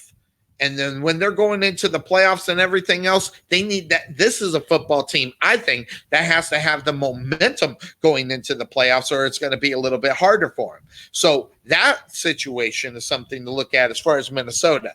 Can they do it? I don't know. Will we get the Kirk Cousins that was all excited as a Washington Redskin, and he gets out there and he yells, how'd you like that? Do we get that guy, or do we get the turnover machine? Do we get the guy that's not really good? Or do we get a Minnesota Vikings football team on the defensive side that is not going to show up because they're in the playoffs? Okay. And the last thing anybody wants to do is get hurt before that game. And that's going to be the big question. Are they going to be ready to go in this one? And I don't know. Are they going to want to be there? I'm saying that the Minnesota Vikings need to have that momentum, so they better show up and play. So when I'm looking at it, I said, well, the Bears get an opportunity to play a little spoiler here, maybe pop a bubble before they go into the playoffs. But again, we go back to the Bears. Are they good enough? And I don't think they're good enough. And that's going to be one of the problems as well when you look at this football team, that I don't think that they're going to be good enough on the offensive side of the ball. Now, the Minnesota Vikings haven't been scoring all, here, there, and everywhere, okay? They haven't been getting the ball into the end zone, and that's something that they need to do. The Vikings are 1-5-1 with Cousins against the division rival Bears and Packers, okay? So against the Bears and Packers, he's 1-5-1, okay? Okay, that's not going to get the job done. They're only averaging 16 points a game against those two teams, okay? And they're 0-3 with 5 turnovers, 12 sacks allowed, an average of 12 points a game, okay? So when you look at it, and that's against the Bears. They're 0-3, 5 turnovers, 12 sacks allowed, 12 points a game. That's not going to get the job done if you're the Chicago Bears. Now, the Viking right now, you can say whatever you want. They are not back. They're not scoring a lot of points either. So they got to get in there, and they have got to score some points. And let me see if I got Cuervo back there. I see him right there. There he is. So, you're looking at all those numbers, Cuervo. I don't know how much of that diatribe that you just heard, but when you're going up against the Bears and, you are the Bears and you're playing those, you're hearing those stats, and you got to ask yourself what's going to end up happening in this game. Well, if I knew what stats you were talking about, Sonny, and my connection wouldn't stop. reloading on me. Well, let me give you the stat, okay? And let me just bring it back because I just passed it up here. The Vikings are 1-5-1 with Cousin against the Bears and the Packers, okay? So you're looking at Minnesota, okay? So they've only averaged 16 points a game in those games. Against the Bears, they're 0-3 with 5 turnovers, 12 sacks allowed, and 12 points per game. So the Vikings right now, they are going in gunshot. Okay, this is the team that's been getting it from that football team, but it's week 17, and the Bears don't have really necessarily anything to worry about or to play for in reality. And here's another thing, Cuervo. You're looking at that defense. You do not want to lose any of these football players in week 17 in a useless game that means nothing to you. So how much are you going to get with your big guys, your big names on the defensive side of the ball? So that's another thing. The Bears have got to protect their investment because that defense still can go into next year and be good. It's what they're going to do offensively next year that they got to protect, in my eyes anyway, Cuervo. Yeah, exactly. And, for Minnesota, it doesn't matter if they win this game or not. They're the 6th seed. That seed is locked in for them. Yep. So they have there's no incentive to winning this game. I think maybe let me just jump in there. I think there's a football team that needs momentum. You look at the Giants back a couple of years, that team was not going to do good in the playoffs if they had a week off where they didn't play very well. I think this is a football team that needs that momentum to go into the playoffs in order for them to even win. Yeah, no, and that's a very good point, Sonny. But is Mike Zimmer thinking that way? Or is he thinking strictly, oh my God, I can't afford to, get anybody injured? Like which one is he thinking about? It's a tough call. It is. It's a tough game. This is a tough game to figure out who's going to win. Now I'm going straight Minnesota, even though I'm reading those notes. I read those notes. I seen what was there. But if the Minnesota Vikings are going to show up next week in the playoffs, this is a game that I think they need to go win, and they got to crush it. I think they got to go in. And it's not because they can't beat another football team. That's all up in here in reality, Cuervo. I think mentally they need to be ready to go into the playoffs, and I think it has to start here with a win. Yeah, and most likely, Sonny, based on records and, all that stuff, they're very well going to wind up probably going to either Green Bay or New Orleans for their opening, wild card game. I don't know which was worse. Well, they're both bad because, but I think if the Vikings had a choice, I think they would rather go to New Orleans just because of the conditions. I mean, nobody wants to go to Lambeau. That's a good point. On a Saturday night in January. Nobody wants to be there. You know what I mean? So absolutely. Especially being the road team. So I think Dome Stadium. I think they're used to that, even though they have an outside, but it's not like they haven't played on the indoor turf. That's where they played many years before this past year. So I agree with you, Cuervo. I think now that you say that, obviously, I think you want to go to New Orleans in reality. So I don't know what it's going to take for them to get to New Orleans. Do you know? Do they have to win this one to get to New Orleans or lose to get to New Orleans? That part I don't know. Well, again, what the Vikings do won't matter. It's all about what happens in that the games that Green Bay is playing when they have Detroit in Detroit and New Orleans have Carolina in Carolina. Yeah, exactly. So depending on who wins and loses in those games will determine the seeds, because I think Seattle and San Francisco. Well, now hold on a second. Now that I'm thinking about it, there's a chance that one of those two teams gets knocked down to the 3 seed, especially if Seattle wins, they get the division and they get the bye. But if San Francisco wins, then I think there's a chance that Seattle still might be the 2 seed. I'd have to read on it. I mean, obviously. No. I think I know it, Cuervo. I could be wrong, and I think what's going to happen. Green Bay needs to win, and they'll lock it in if Seattle loses. So I think that's what the situation is, and I think it's based upon conference records, and I think that's where all that will end. I could be wrong. Usually Todd knows this off the top of his head. I don't know, so we'll see. But interestingly enough, you look at this is coming from Todd Mintz. They're looking to sit Kirk Cousins, at least in that, and that's according to CBS, at least according to Todd. That's what he's saying, which he's usually. And Cook is out, so he's changing to the Bears and the Vikings resting many starters. It looks like they are going to be going to Minnesota, going to New Orleans, and there you go. So you got a new starter at the quarterback position there. So. Interestingly enough, you know what, Cuervo, that being said, if they're going to do that, and I believe these reports coming out of CBS and everything else, I'm going your Bears. I'm going to pick your Bears. If they're not going to play Cousins, okay, they're in trouble automatically. All right, and believe me, and Cousins is not great anyway. Then you're going to drop to a guy who hasn't seen the football field all year long. You're just going to feed him to the wolves of the Chicago defense. Come on, I think this one's easy. I think you got to go Bears if that's the situation. So I'm going to go with that unless something changes between now and Sunday when we're on air. On that being said, part 2, week 17. If something changes along that, but I'm gonna take your Bears, and especially sitting Cousins. And that's probably a good thing for him in reality, Cuervo. And I just lost him. So I think I shocked his computer because I actually picked the Bears. So, that kind of thing is out there. So, yeah, interestingly enough, that's good. That's going to be a fun game to watch and things to look at as far as that's concerned. Now, that also being said, of course, that's the name of the show. Cuervo having a little bit of connection problem. What we're going to do is we're going to jump into our break again.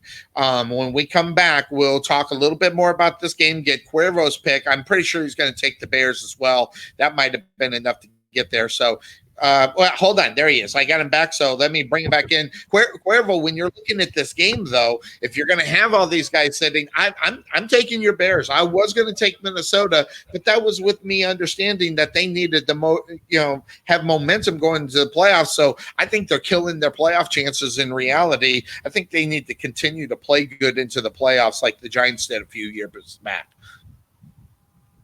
Yeah, and if the reports are true, which I don't see why they wouldn't be, that Cousins is going to sit, then Mike Zimmer's made up his mind that he's not worried about winning this game. He's more worried about next week. So by default, and it's not because I think the Bears are better right now, I'll go with my guys. I think they win just because. Yeah, if you're not going to show up and if you're not going to go there to play, then why not? Why not take the Bears? And Mitchell Trubisky, he'll get an opportunity to just put something out there to where someone else. By the way, do you think Mitchell Trubisky will be back next year? Do you see him as a backup, or that whole situation, or do you see him maybe moving on? No, he'll be back. He's still under his rookie contract. Yep. They're not gonna take the hit on that. They'll keep him, but he won't get that. He won't get that 5th year option. I'll tell you right now, he's not going to get it. Well, you talk about 5th year options. That being Dak, he had the 5th year option. He didn't have the 5th year option. He had the 4-year option. So he had to say, and the guy they go ahead and give the money to, the running back there, and Ezekiel Elliott. But if he was the first rounder, that would have been really interesting as far as that's concerned. So you're right. Yeah. So when you got those 5th year options and you got those guys that have it, it's whether or not, how long will they keep them? And that's going to be the big one. So that being said, of course, we're talking all the games here. We're going to do a lot of them here today. We'll do the rest of them on Sunday. The Cleveland Browns, 6-9. They go on the road to take on the Cincinnati Bengals football team. And, this is another crap game, but the NFL has it right, though. They have division games at the end of the season, and normally, especially with the NFL fell for the Cleveland Browns too, Cuervo. Let's be honest, okay? They expected Cleveland to be in a playoff rush, and you might as well end it in a playoff atmosphere. So they have the Bengals. I hate this game too. I'm not sure because parts of me says Cleveland. I mean, obviously the better record, who's the better football team. Cincinnati might be able to pull one more out before the end of the year, and maybe Andy Dalton has a good game. I don't know. So when I'm looking at this game, and I can sit and look at the stats, I can look at all this other stuff, but it's whether or not whose head's going to be in the game when you get to week 17 and you have a game like this. Yeah, exactly. I mean, like you said, whoever's head is in the game. What I'm kind of wondering is Cleveland going to do it again and they fire a coach after one season? Because why not? Well, I mean, it would be Cuervo. Listen, between you and me, okay, and of course that's who we're talking to. Okay, listen, this guy wasn't credible in the first place.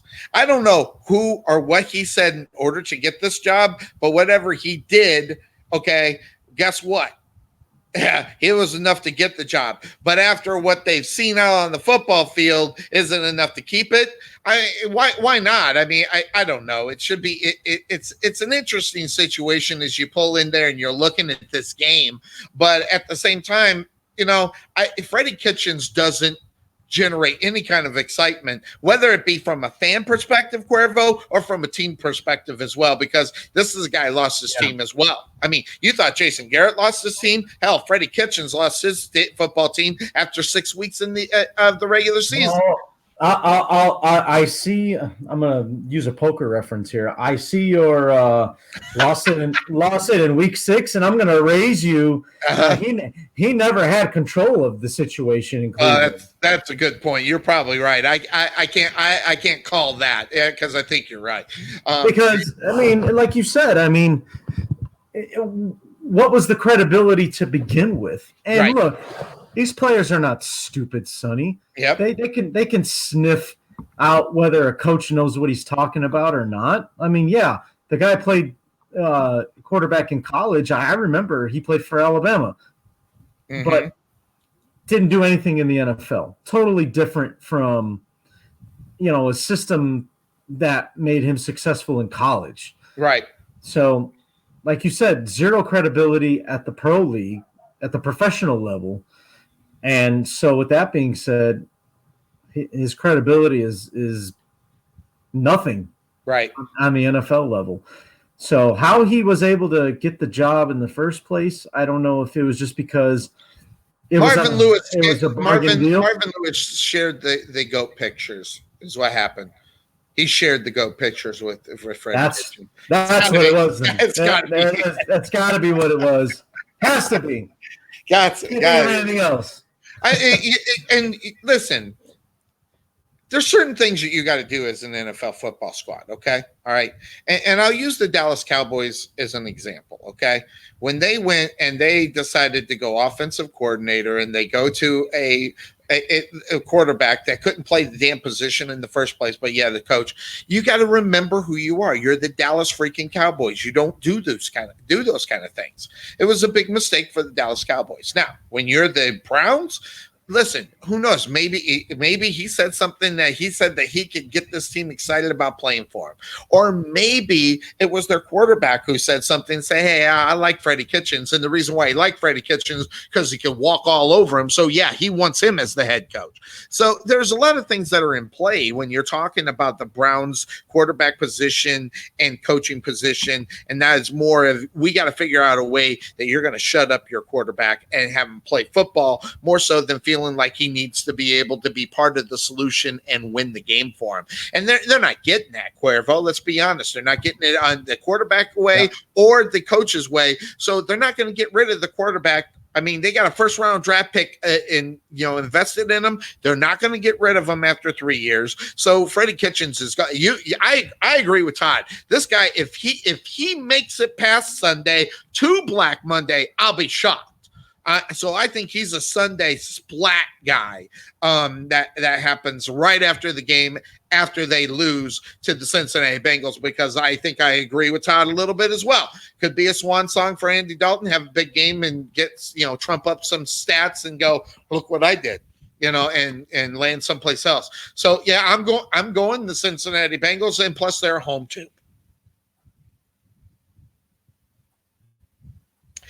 And there's that frozen face again, right there on Cuervo. He's just having what? See, I gotta get him over to. Best Buy to get him an Ethernet cord that go right into his mind. So since he is on frozen face, we'll come back and get his pick. We'll take the quick break here on the Couch Potato Sports Show, as we're going to take before we talk this game. So we'll do that. We'll do the quick break, give Cuervo time to reconnect, try to get him in. We'll do that here on the other side here on the Couch Potato Sports Show. Our Sunday morning tradition will continue on Sunday morning. So check us out 9 to noon. We'll take a quick break. We'll be back here on the Couch Potato Sports Show. And that being said,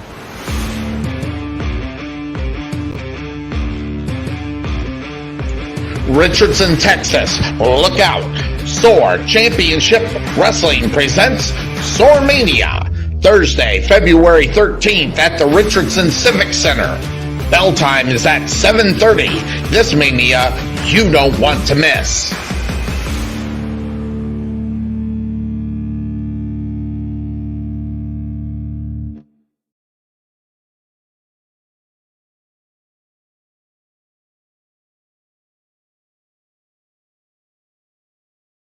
Liberty Air and Heat.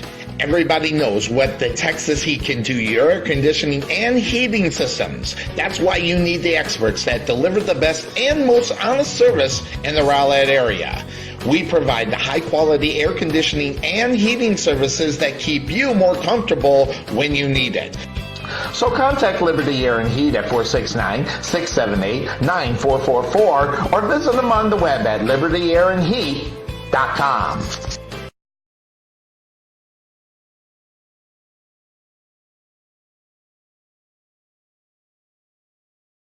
Let Buffalo Creek Doors and Floors help you restore your home to its like-new condition. Need a contractor? Let us be your first stop as well as your last. Want to see what kind of work we do? Check out our Facebook page and you can see the craftsmanship you'll receive and expect from Buffalo Creek Doors and Floors. Give Rodney James a call at 214-536-2607 or check him out on the web at www.buffalocreekdoorsandfloors.com.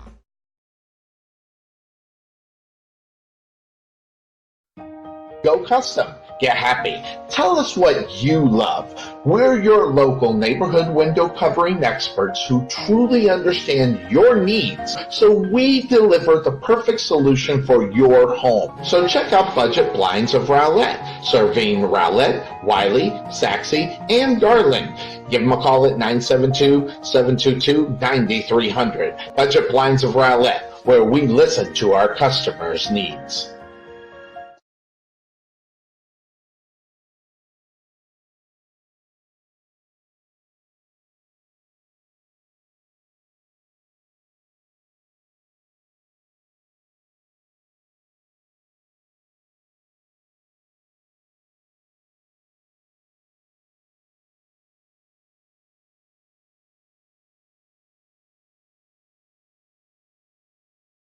RowlettFood.com. Do you want to have dinner delivered but you don't want to use Uber Eats?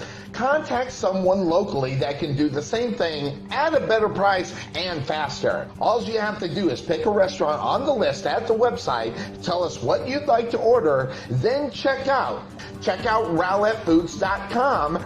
Give us a call at 972-408-8002 or check us out on the web at RowlettFood.com.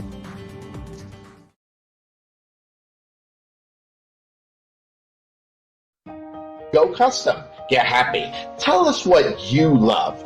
We're your local neighborhood window covering experts who truly understand your needs, so we deliver the perfect solution for your home. So check out Budget Blinds of Rowlett, serving Rowlett, Wiley, Saxe, and Garland.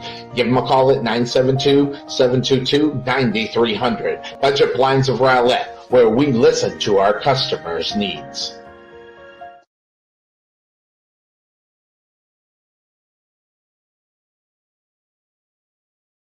At Wesson General Contracting Incorporated, we're your one-stop shop for all your general contracting needs. So roofing, gutters, sidings, fence staining, painting, foundation problems, or roof damage are no problems at all. Give us a call at 214-200-5588. That's 214-200-5588.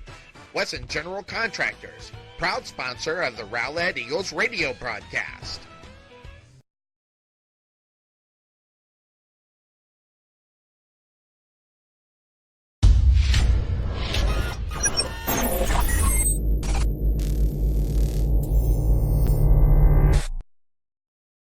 All right, everybody, we are back here on the Couch Potato Sports Show here on a Friday night. Just not getting it with Cuervo. He's going to do some technical work Saturday, so he'll be up and ready to go up on Sunday.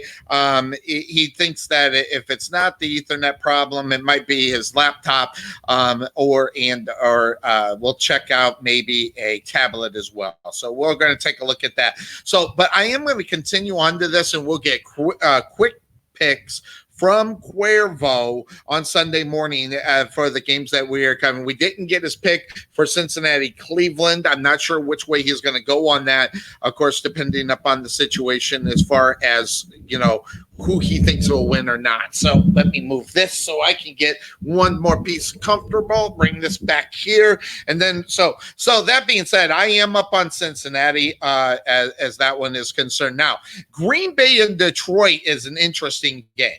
And the main reason is what we were talking about as far as playoff standings or where everybody's going to be or whatever the case may be. But a little bit different as far as Detroit is concerned, because I think this is a football team that won't give up. Now, we also got to remember this is a football team that was behind. Even when Matthew Stafford went down to injury, okay, they weren't winning football games. But they have been at least putting forth that effort. And I think we're seeing a lot of that. Okay, they're getting a lot of use with that tight end, which is something that Cuervo and I begged for many years, is get the tight end position going there. Of course, their first pick was a tight end in the draft. So that was something that was there. So that is huge. So now the Lions led 22-13 in the fourth quarter at Green Bay, and a victory would have improved at the time Detroit's record to 3-1-1. But there were some bad calls in that game. Last second field goal lifted the Packers with a come behind victory for the Packers to get that game. So, and then it really has been downhill for the Lions ever since then. But this is also one of those rivalry games. Lions, Packers, Bears, Packers. Those are big, rivalry games here, especially in the NFC North. So you take a look at it to go there. Now, this weekend, as far as seeding is concerned, the Packers, who are 12-3, have a chance to clinch the first round bye with a win. And then they can end up with home field advantage throughout the playoffs, the NFC playoffs, if they win and San Francisco loses to Seattle. So that's the way that works if Green Bay wins, and the other one as far as Seattle works out. So if they switch it and Seattle loses to San Francisco, then that's going to be something interesting for San Francisco. They would slide into that first round bye. So that's something to look at. So there's still a little bit to play up on that as far as that is concerned. So if the Lions lose their finale, they'll finish with their worst record since going 2-14 in 2009. And that is something that, as far as the Lions are concerned, you don't want a reminder of in reality. So you go back to those games and you go back to those days where you just weren't all that good at that time. So you also look at it, this is the fourth consecutive season for the Lions as they have hosted the Packers to end the regular season. So this is the fourth time this has happened. Green Bay won 31-24 in 2016 in a game that decided the NFC North at the time. Detroit won 35-11 in 2017 and had a 31-0 last year, although there was less at stake in those meetings. So you take a look at that situation at that time. So that's how those games ended up. So Green Bay, Aaron Jones leads the NFL with 16 rushing touchdowns, and Detroit's Kenny Galladay is the leader with 11 receiving touchdowns. So you see where that's going to end up going. Jones has 984 yards and 211 carries. Looks like he might be, on the Packers' first 1,000-yard rusher since Eddie Lacy back in 2014. So you take a look at that. Matthew Stafford down and Jeff Driscoll injured. The Lions have gone to David Blah at the quarterback position. The first quarter on Thanksgiving against Chicago, he's struggled since then. His quarterback rating 68.8. So right now they're Lions have indicated that they're going to keep going with Blah this week with only one game remaining. So if Detroit gave Sulzer a few snaps, the 25-year-old Sulzer, who played in one regular season game, is going to back him up. So that's the whole situation as far as that is concerned. So, but when you're looking at this game, the Green Bay Packers are definitely the better football team. So I don't think this is a very hard pick in reality, especially if the Green Bay Packers have something to play for. And they do. They need to get the victory, and then they got to hope that San Francisco loses to the Seattle Seahawks so they can clinch up those home field advantages things through the playoffs. So look out for that one as far as that is concerned. So what we're going to do is I'm going to cover 2 more games, and then we're going to get out of here. And so we'll have 6 games up underneath our belt. We got 10 to cover on Sunday morning. So we're going to move into the next game that's on our schedule. The Indianapolis Colts are going to be taking on the Jacksonville Jaguars. The Jaguars will be at home in this one. And where I lost it. Where's my notes on this one? I had some notes that I was going to cover on this, so let's find out. Jaguars are home. There it is. All right. So the Jacksonville Jaguars, by the way, they did not flex out of the Sunday night football game, the Dallas Cowboys and Washington Redskins. So that being said, Indianapolis Colts taking on the Jacksonville Jaguars. Guys, the Jaguars, you can't trust them. Last week, I thought that this team could come together a little bit after they got rid of the guy that was the problem in Tom Coughlin.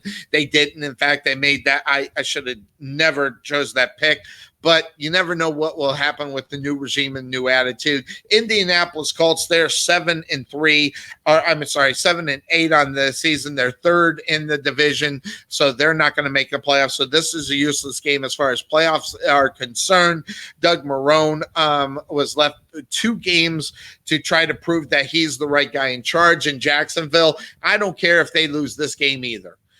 This more in the fact is this a football team that's got to make a decision on whether or not that they're going to remain with Minshew at the quarterback position. And I got news for you. The guy sucks. Okay. So whatever hype everybody's talking about, Minshew, you have to have somebody better when you're not a good football team. So that being said, their defense used to be good, but they've lost 2 key parcels on that defensive side in the last 2 years to the Rams.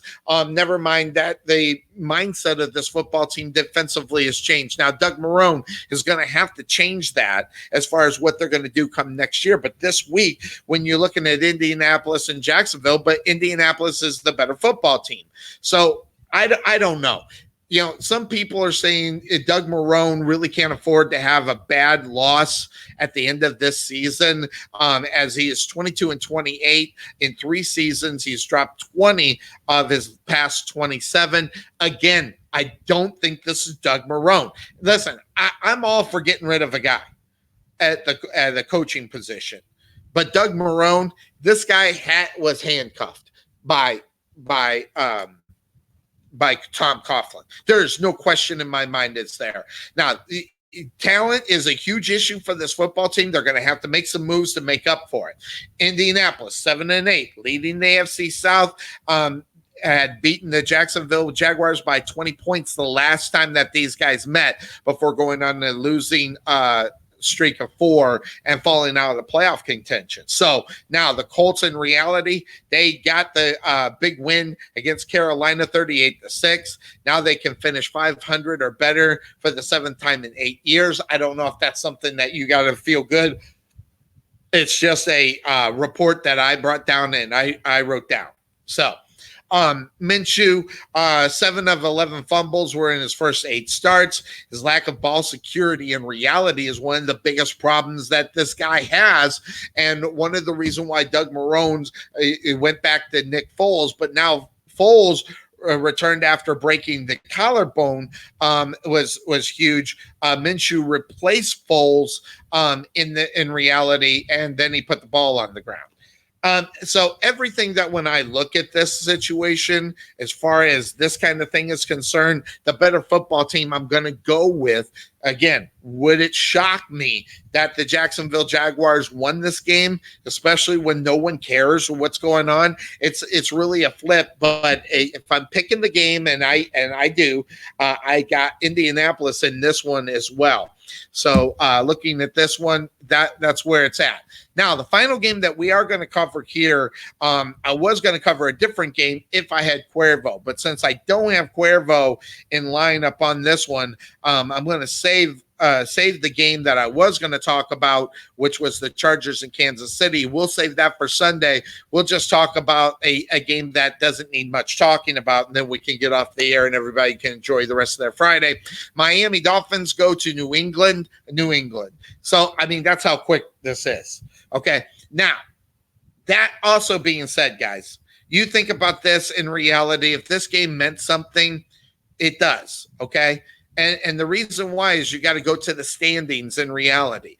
But the problem, when Buffalo was unable to win last week, they didn't stay in contention. So it doesn't even matter if the New England Patriots lose this game. They're going to end up winning it anyway, as they are right now 5-0 within the division. They would drop to 5-1 within the division, and Buffalo is 3-2. So they've wrapped up that division and everything else right there. Miami is a hot mess. They've been a hot mess all year long. I have some Miami Dolphin friends who don't even watch the games because of how bad that whole situation is over in Miami. So that was huge. There we go. Indianapolis by default. Got you, Todd. Yeah, but and this is another one. New England don't really have to do very much. And how much of Tom Brady will we see in this game? I don't know.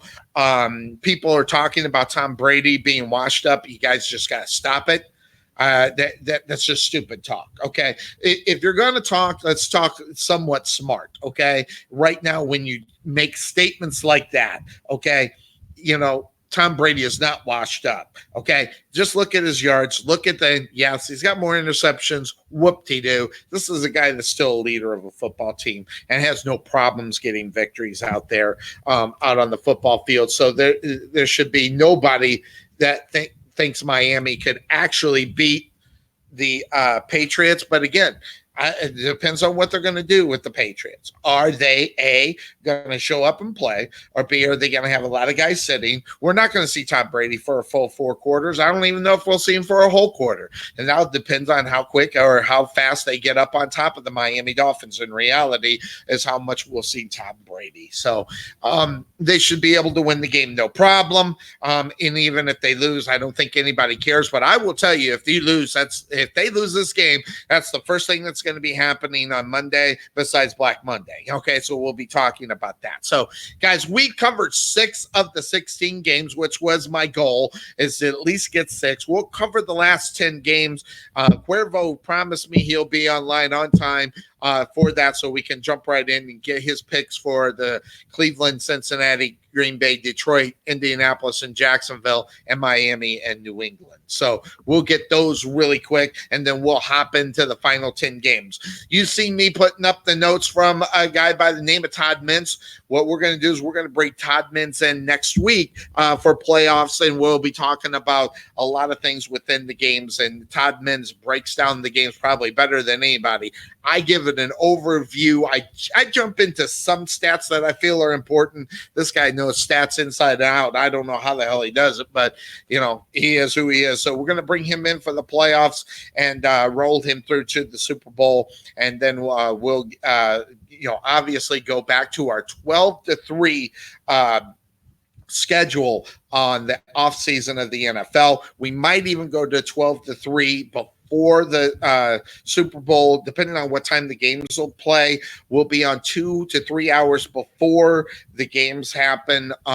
We'll also try to do this as well, as there's going to be 2 games on next Saturday, and then 2 games on Sunday. Now, those games will be outside of Red Zone next week, because this is the last week for Red Zone. So they don't take Red Zone into the playoffs. So we'll be watching those on network and TV channels all over, more so than watching a lot of games at once. So that's the way they do it. So 2 games on next Saturday, 2 games on next Sunday. But this Sunday we'll be up on air. We'll cover the rest of the games here on the Couch Potato Sports Show. Then on Monday we'll be on air. We'll be talking about Black Monday, talking about coaches who got the Sunday splat. We'll talk about the guys that may get the axe, or by the time we get on air, will have already been axed on Monday. So we're going to be doing that on Monday afternoon, because there will be a lot of things that will be going on during that time. As usual, Black Monday is always an interesting day in the NFL. So that's what we're going to do. That's how we're going to handle it.